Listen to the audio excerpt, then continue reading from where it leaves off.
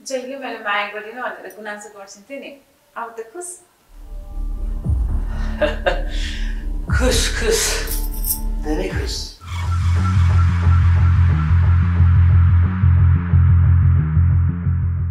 sorry मलाई लाग्यो उहाँ हो भनेर इट्स ओके केही छैन कमसेकम छोराको तिमीप्रतिको गुनासो त पत्ता लाग्यो नि होइन हुन्छ आउनु बसौँ न हिँड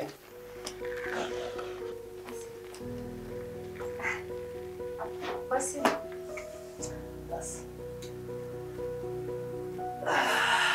हजुर बस्दै गर्छु म पानी लिएर आउँछु है होइन होइन एयरपोर्टमै खाएर आइयो अब कति वर्षपछि आएको साथीहरू सबै भेटको त्यही रमाइलो गरौँ भनेर तिमी नास्ता गरेर आएको बस न अनि हजुरलाई आउन त्यस्तो समस्या त भएन नि भएन अब प्रकाश बिजी भएको भएर गाडी पठाइदियो गाडीले सरले तल छोडिदियो सहजै भइहाल्यो तिमीहरूको बिहेमा आउनु पाइन त्यो चाहिँ अलिकति खल्लो लागेको छ अरू त सब गुड छ अब त जस्तो भाइ भएपछि बिहान हुने त कुरै आएन सधैँ गुडै गुड हुन्छ नि बाबु भाग्यमानी खुसी लाग्यो मलाई गाई जस्तो मान्छे भएपछि काहीँ ब्याड हुन्छ र भाइ गुडै गुड हुन्छ ल हजुरहरू कुरा गर्दै गर्छु म चिया बनाएर लिएर आउँछु ल ठिक छ चिया लिएर आऊ यसलाई चाहिँ जति चिनी हाल्ने पनि हुन्छ यो सुगरको पेसेन्ट होइन अब म त सुगरको पेसेन्ट तिमीलाई थाहा छँदैछ होइन जाऊ लिएर आऊ मैले हेल्थ कन्सियस भइसकेँ नि भाइ साह्रै असल छ बुहारी मेरो छोरो प्रकाश साह्रै भाग्यमानी रहेछ साह्रै असल श्रीमती भेटे बाबु साह्रै असल रहेछन् अनि रोमान्टिक पनि रहेछन् बुहारी होइन तैँले पहिलोपटक भेट्दैछस् रोमान्टिक भन्ने चाहिँ कसरी थाहा पाइस् तैँले होइन दाइ त्यस्तो होइन अब खासमा भन्न खोजेको कुरो अर्कै थियो 8 नभएको जिब्रो अलिकति लटपट्यो यो प्रसङ्ग छोडिदिउँ दाइ अनि साँच्चै भाउजू देख्दिनँ खोइ त भाउजू अब भाउजूको कुरो अर्कै छ के यो घरमा अलिकति व्यवहार अलिक उथल पुथल भएको छ तँलाई केही पनि थाहा छैन अब म तँलाई सबै बताउँछु छोडिनुहोस् त यी कुराहरू सबै कहाँ के कसो सबै थाहा पाउने अधिकार त मेरो नि छ नि होइन र हेर अब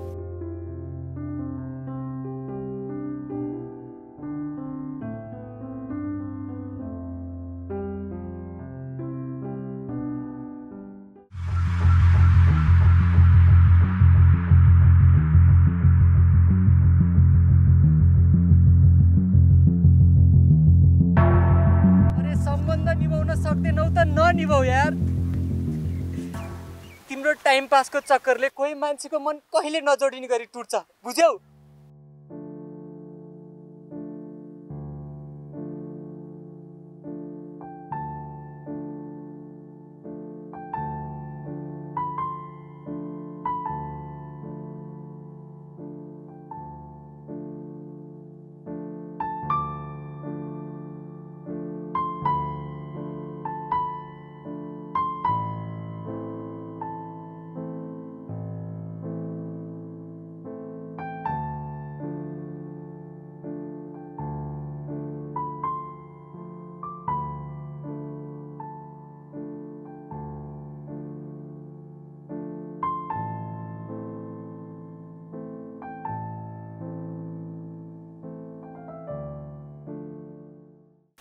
को हो तिमी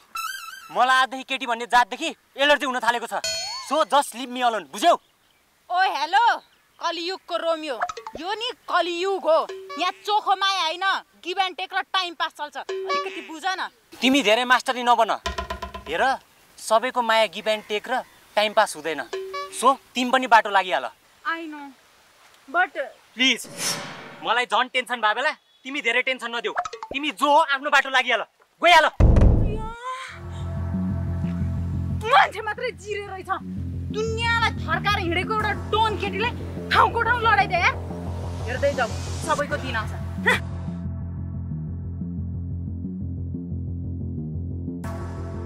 दिन सबैको आउँछ रे कति न रात चाहिँ कोहीको मात्र आउँ जस्तो कस्तो साइको केटी होली ल कुन चाहिँ मूर्खले बनाएको होला त यो मोबाइल कमसेकम एबीसीडी त राम्रै राख्नु पर्छ अब यहाँ डब्लु छ यहाँ ए छ यहाँ आर छ यहाँ एफ छ यो मूर्खैले बनाएको हुनुपर्छ के के हो दाइ के कराउँदै हुनुहुन्छ मूर्खले बनाएको भन्दै हुनुहुन्छ होइन एबिसिडी समेत राम्रै राख्न नआउनेले किन मोबाइल बनाउनु भने दाइ कति हँसाउनुहुन्छ क्या जे कुराको नि एउटा सिस्टम हुन्छ त्यही सिस्टम अनुसार त उनीहरूले बनाएको हुन् नि अब हाम्रो हातमा सबै कुरो कहाँ हुन्छ र दाइ होइन यो पनि बेकुब छ कि क्या हो हाम्रो हातमा किन हुँदैन हेर जन्म र मृत्यु चाहिँ भगवानको हातमा हुन्छ अरे बाँकी रहेको यो टेक्निकल कुराहरू छन् नि मोबाइल सोबाइल नेटवर्क यो सबै त मान्छेकै हातमा हुन्छ नि त हो दाइ हो अब हजुरसँग कुरा गरेर कहाँ सक्नु मैले अहिले हजुरसँग त मैले सिकेँ ल अब दायित्व जो परे तैँले कहाँबाट सक्लास् अब कुनै दिन पछि सक्लास् म बुढो हुँदै गएपछि अहिलेलाई चाहिँ तैँले सक्दैनस् अब यो कुरो छोडिदे हेर बाबु तेरो पनि अब उमेर छिप्पिँदै गयो अब पहिलेको व्यवहार जे भयो भयो अब नयाँ व्यवहार नयाँ जीवन सोच्नका लागि के विचार गरेका छस् त तैँले भन्न त खै दाइ के भन्नु म उसको खुसी हेरेर परदेशी ऊ चाहिँ कसको खुसी हेरेर दाइ अब त मनै मरिसक्यो दाइ छोडिदिनुहोस् यी कुराहरू दाजुभाइको भाग्यमै त्यस्तै लेखेर छ दाइ अब कहाँ त्यस्तो भनेर हुन्छ हौ तेरो त उमेर छ नि अब म पो बुढो भएँ मेरो कुरो अर्कै हो तँलाई थाहा छँदैछ नि हाम्रा बाका 3टी अझ हजुरबाका त 7वटी त्यही भएर हेर उमेर छँदैछ विचार गर जे पाए त्यही भनेर चाहिँ हुँदैन नि त्यही भएर म नि विचार गरिरहेको छु केही गरौँ भनेर यसो सोचिरहेको छु प्रकाशसँग मिलेर केही गरौँ प्रकाशसित मिलेर काम गर्दा कसो होला त एकदम राम्रो कुरा हो हेर अब त यत्रो वर्ष बाहिर बसिस् जसमा पनि केही अनुभव होला अब त्यो प्रकाशसँग पनि केही गरौँ भन्ने जोस जाँगर छ क्या अनि तेरो अनुभव र उसको जोस जाँगर मिलेर गऱ्यो भने त सफलता त हातमा आउँछ नि हेर भाइ यस्तो कुराहरू यो बन्द कोठामा राम्रो हुँदैन माथि छतमा बसेर फ्रेस हावा खाँदा है दाजुभाइ यस्तो राम्रोसँग एउटा विषयमा डिस्कस गरौँ आनन्दले एउटा आउटपुट पनि आउँछ राम्रो कुरा पनि हुन्छ यहाँ किन बस्नु कोठामा ल हेर माथि जाउँ फ्रेस त हुन्छ कमसेकम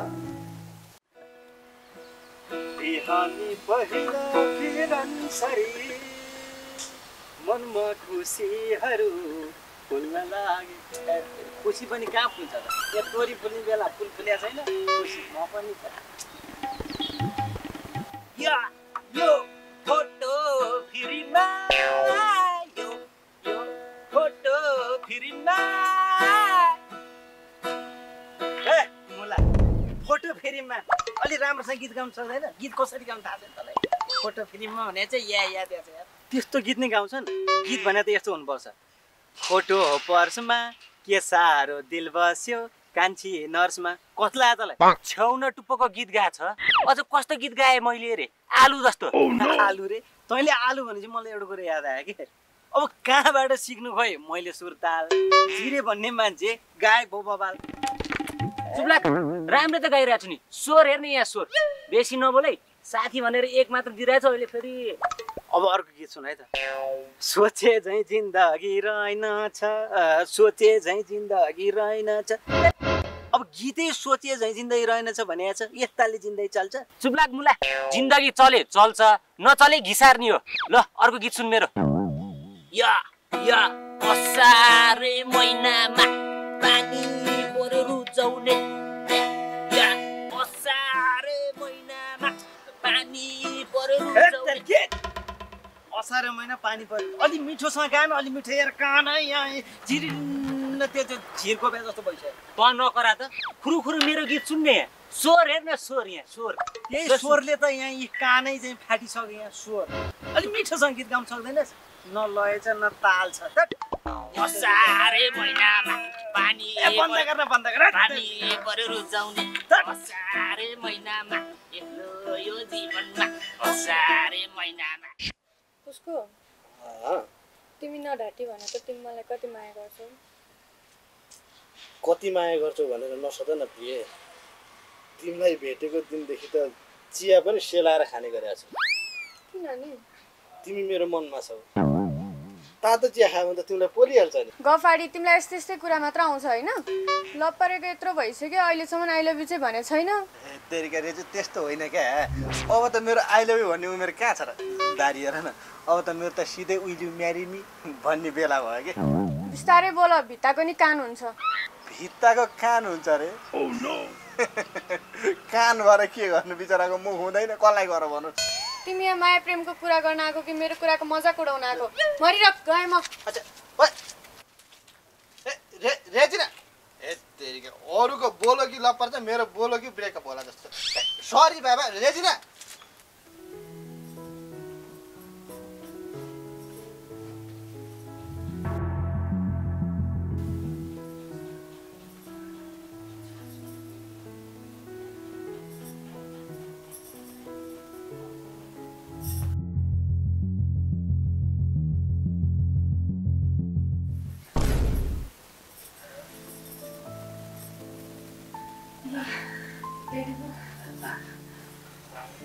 हेर न तिम्रो बिहेमा नै आउन पाइनँ त्यही भएर ड्याडी पनि यसको आवश्यकता नै थिएन नि त्यस्तो कुरा नै गर्छ नि त हामीले जतिसुकै ठुलो भयो नि आफ्नो रीतिरिवाजलाई बिर्सिनु हुँदैन क्या यो हाम्रो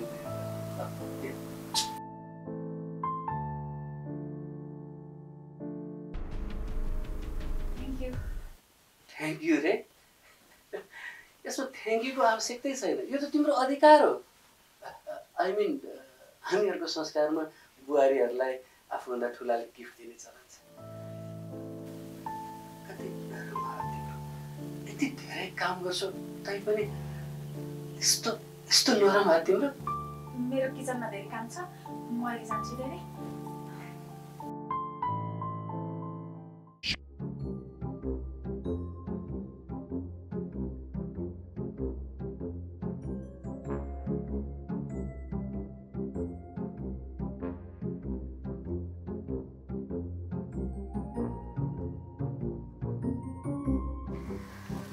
के छौ ब्रो हाल खबर के नुन खाएको कुखुरा जस्तो झुक्राएर बसिरहेको यार के हुनु ब्रो यत्रो उमेर भइसक्यो कति चर्नु एउटा केटी खोजेर बिहे गरौँ भनेको सुनले गर्दा मागी बिहे नहुने भयो ठौडाले गर्दा भागी बिहे नहुने तना छ जिन्दगी ए कुरा त्यस्तो पो अब यो सानोमा छ नि भाँडाकुटी खेल्दाखेरि बिहे दर्ता गरेको भए अहिले यस्तो हुन्थेन बिचारा मेरो ब्रो खुब हेर न कति न उसले चाहिँ भाँडाकुटी खेल्दाखेरिकै स्वास्नी ल्याए जस्तो तिमी पनि त म जस्तै गर्लफ्रेन्डको अनिकालमा छौ नि त्यो त हो यार साला यो भगवान्ले सबैको जोडी बनाएर यो धरतीमा फ्यालिदिन्छन् रे मेरी वालीलाई चाहिँ धरतीमा फ्याल्ने बेला खोलातिर फ्याल्दैछन् कि क्या हो अहिलेसम्म भेट्दिन यार कता जोक्ने यार ब्रो तपाईँ त आया कस्तो दुख्ने गरे हानेको यार के को जोक सत्य हो हिँड्छौँ कहाँ खोलामा अघि भने होइन मेरो जोडी भगवान्ले खोलामा फ्याल्दैछन् छन् भनेर अब खोज्न हिँड्न आइज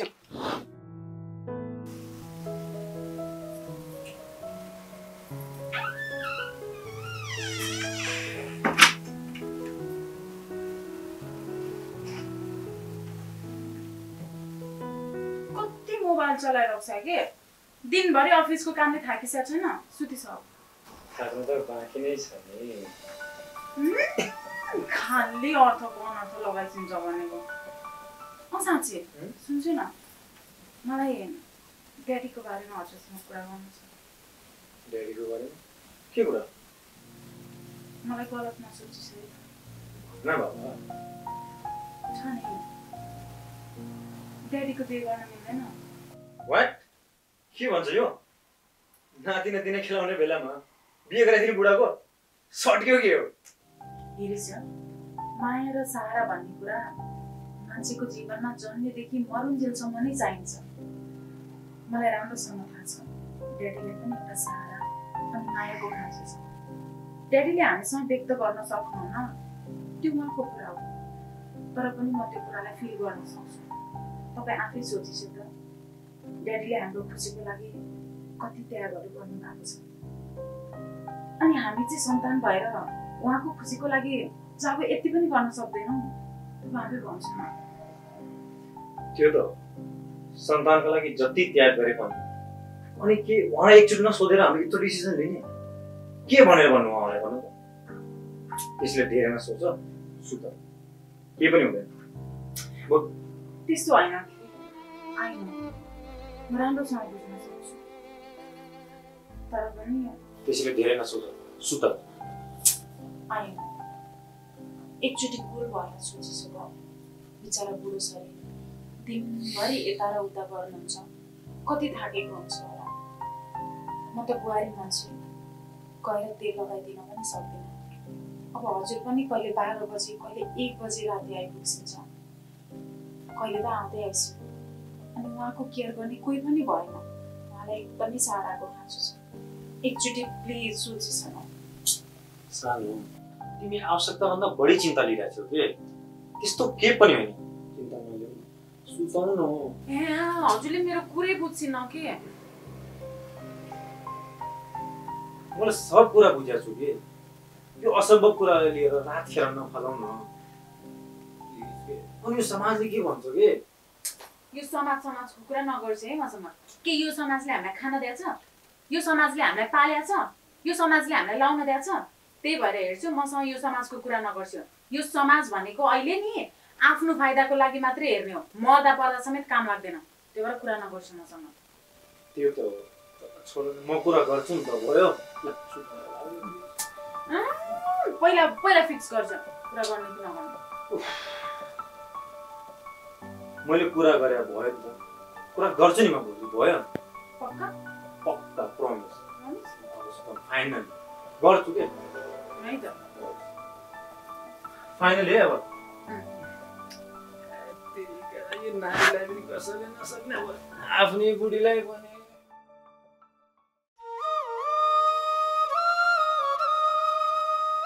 यो पुर्खेली सम्पत्ति छ भनेर बरुबर उफ्रिने जुकाहरूसँग हाम्रो केही लाग्दैन अब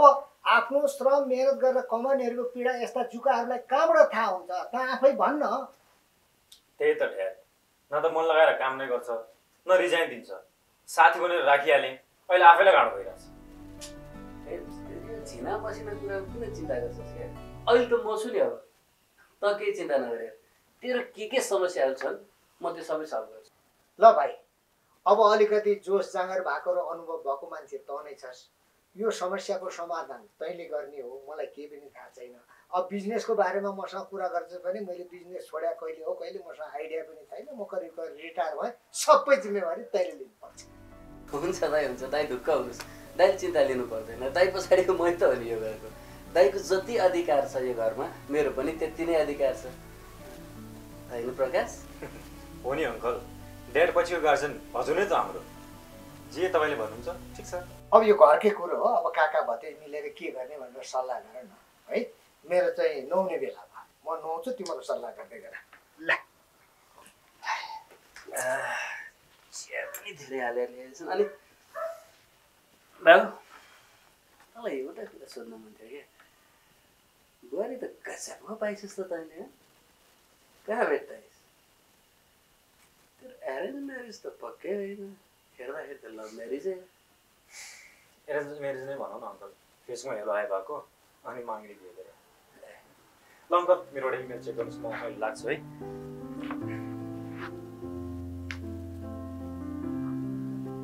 अझै पनि बाँकी थियो